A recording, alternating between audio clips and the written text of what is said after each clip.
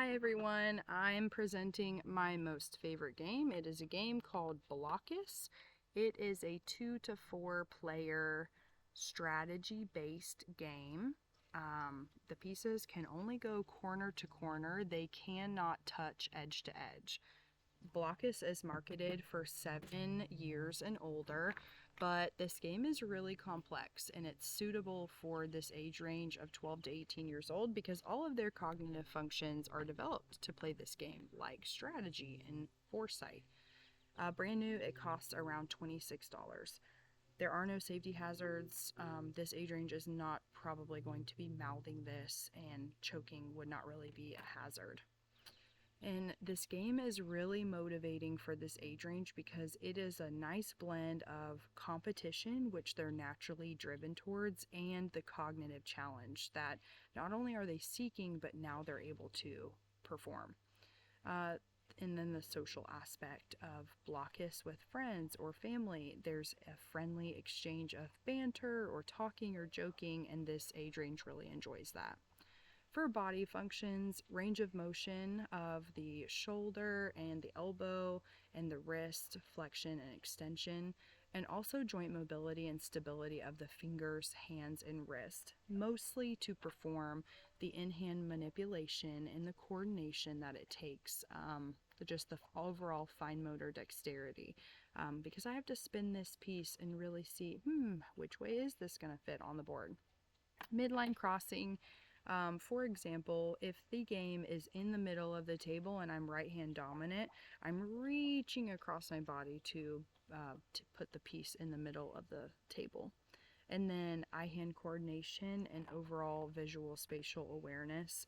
I have to be careful and be precise with my movements because if I try to put these pieces on the grid but I miss or bump the other ones, it could mess up the game. The cognitive functions for Blokus, executive functions like decision making, executing plans, abstract thinking, and planning. But what's really important is the cognitive flexibility, the problem solving, and metacognition. So for metacognition, I have to be able to think about my strategy, and as I play it and problem solve, let's say my opponent blocks me, I have to problem solve, create a new plan, and then I have to evaluate my plan, and that's where metacognition comes into play.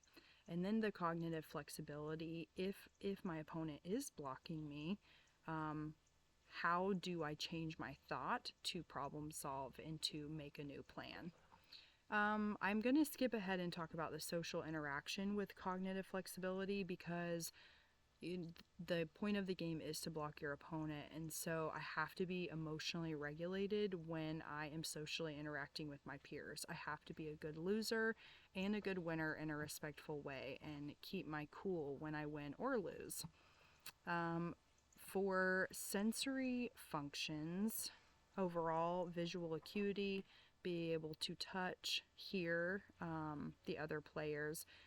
For the auditory perception is really only used to hear the other players in the game. For visual functions and perception, the visual spatial awareness, also visual figure ground, to be able to distinguish these pieces. When the board fills all the way up with the tiles, I need to be able to see the empty spots and to also use visual closure to mentally complete the picture of the shapes in my head. And so for the relationship to ADLs, the metacognition and the cognitive flexibility supports the IADL of child rearing. Caregivers are constantly shaping their thoughts and actions and to be able to support their children. And then finally, emotional regulation can support social participation. So in an intimate relationship, when conflict arises, the individual must practice emotional regulation. Okay, thanks for watching.